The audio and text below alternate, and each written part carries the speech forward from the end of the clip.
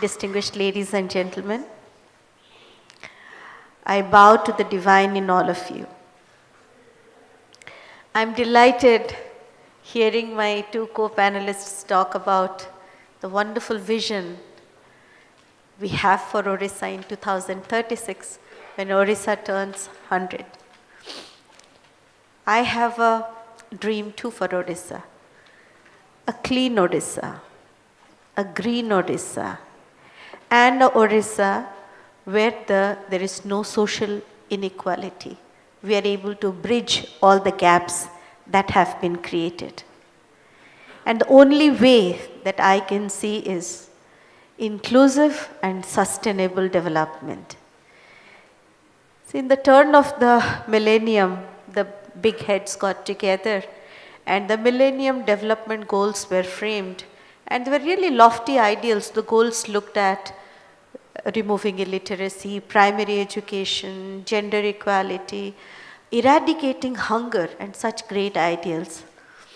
But when the 15 years were over, in the last 3 years when the discussion started, I'm sure many of you, like me, must have been part of the closing of it. We found that there were huge social inequities, and gaps that have been created. I'll give you a very small example. Let me talk about Diggi, a village in Nabarangapur. Money came, resources was never a constraint for the MDGs. Huge money came from World Bank and other organizations. Schools were built, teachers were appointed, books and teaching learning material came, and children started going to school. This is one example I'm giving you. But MDGs did not talk about disability. So what happened was, children were going, but a small group of children who were invisible, who were reticent, they got left out. Because we built the schools, we did not think about access for the wheelchair or access for the child with visual impairment. Teachers were trained and appointed, but the teacher's capacity was not built to reach out to the special needs child.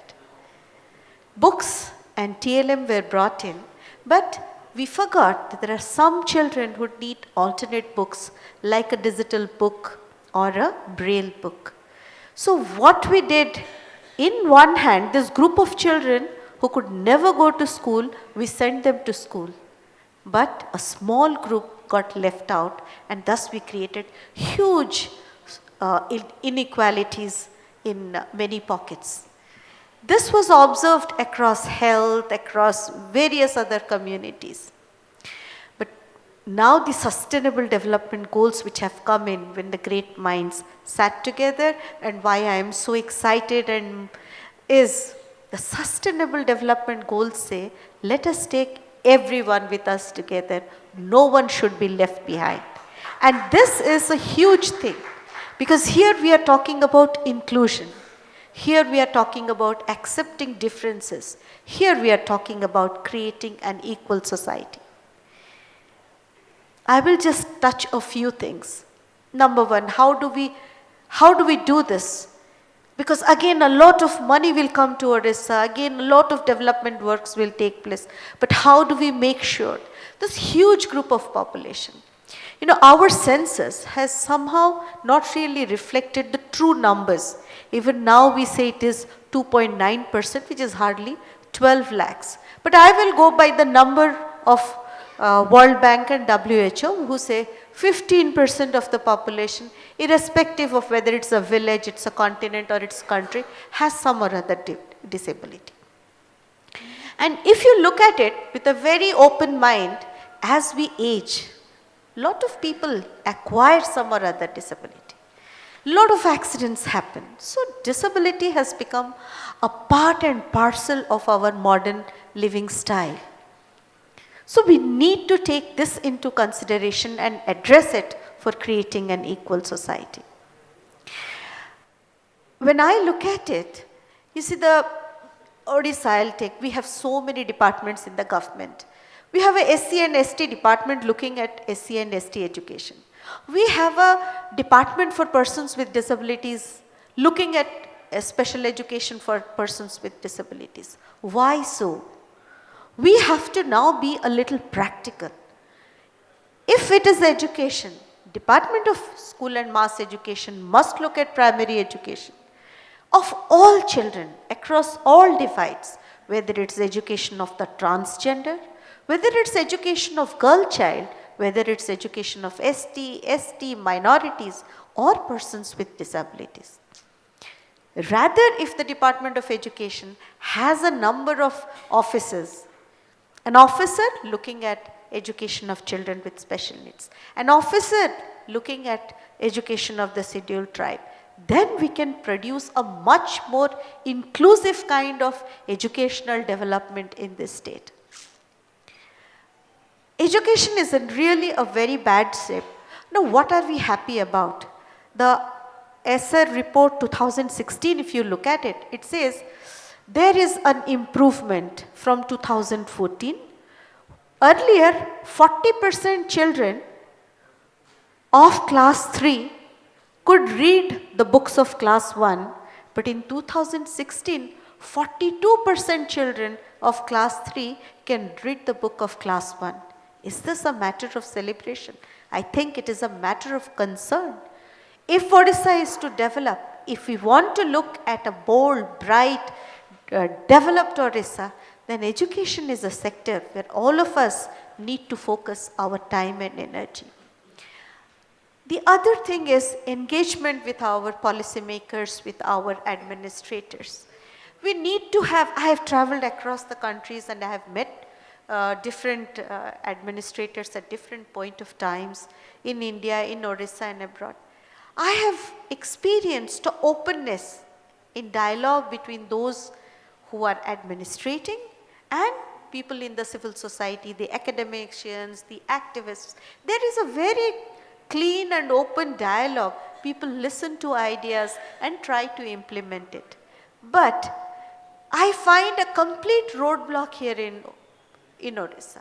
Whenever you go forward and try to give an idea that can we do this, it is immediately rejected.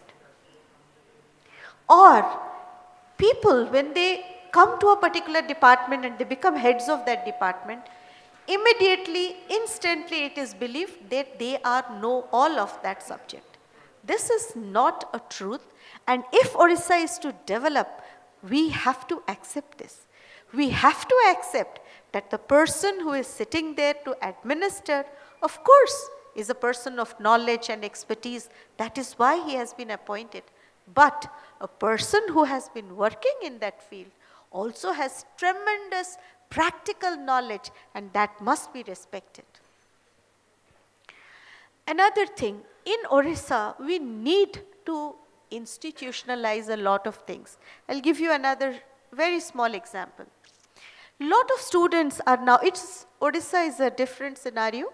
Persons with disabilities is also now a different scenario.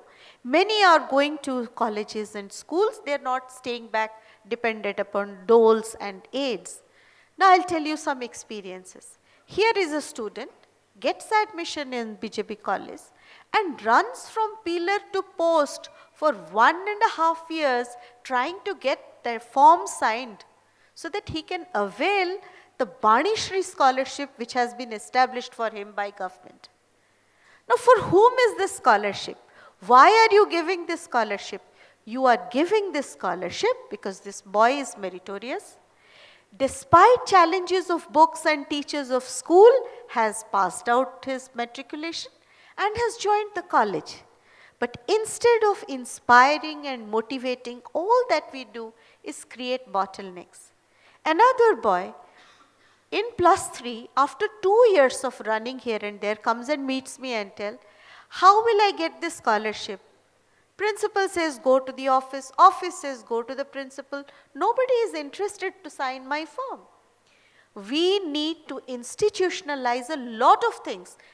I am speaking from the perspective of disability, but we need, for example, if a student, any category, whether it's in the women's category, SC, ST, whatever category they come from, soonest they go to college and they are eligible for a certain entitlement, There has to be an established institutional mechanism. I fill up my form and you know I'm a person with disability. So soonest I take admission, there should be another form. Do you want the Banishri scholarship? Please submit this document. Do you want a scribe? Please fill up this format.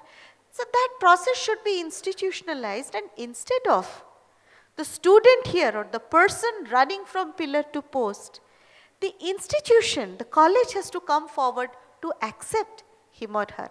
This is the big difference I have observed in India, and I have in Odisha and in other states like Punjab or Maharashtra.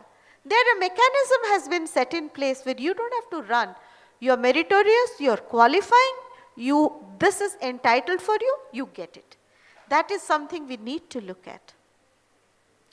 Coming to access. Access is something which we all need. We should not think in terms of accessibility as how much money I am going to spend, it's going to cost me extra, it is only for a small group of people. No. The truth is, access to the stage, the ramp on which I came, it doesn't cost much. But access is not for me. It is for a pregnant woman. It is for an infant. It is for a toddler. It is for all the aging population who have problem with their knees, unable to walk, anyone who has undergone a kidney surgery, a heart surgery, anyone. So universal design and easy access to buildings, to infrastructure adds to the quality of your business, adds to the quality of the development a state can gallop forward with. I will tell you another interesting instance. Now in 2010, I was in the US and we were attending a conference, and then all of us come back home to respective states bubbling with great ideas. I also submitted a proposal here.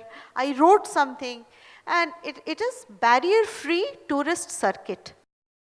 If we want to see a developed Odisha in 2036, a wonderful, visionary Odisha, bright, beautiful, marching ahead, then there are a couple of decisions. We have to be quick in our decisions. We have to be very alert to what is happening.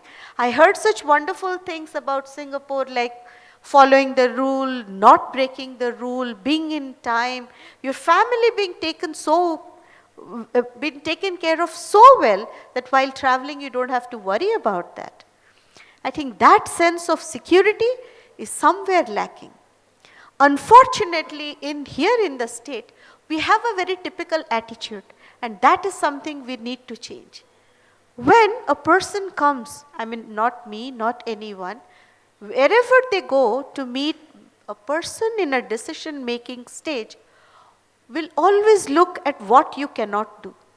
You go with a proposal, immediately things are pointed out, this cannot happen, this will not happen. I don't know if it happens in any other state of India, but in Odisha, the no's come first. I think for a state to develop, we have to convert the no's to yes. We have to look at the proposal as to what is possible. I personally believe, and I have experienced it in life, if there are out of 10 things, 9 are not doable, then the one which is doable, if we can go ahead with it one with conviction, with a big dream and sincere effort, that will become 100 in no time. And that attitude is lacking in Odisha, and all of us need to work towards that and change this attitude. And then I am sure it's just a matter of time when I think we are the richest as far as resources goes, culture goes, diversity goes. All that we need to do is take that one step forward, accept differences and celebrate diversity. Then it's a matter of time that we will be a shining star in the galaxy of so many states and countries across the world. Thank you so much.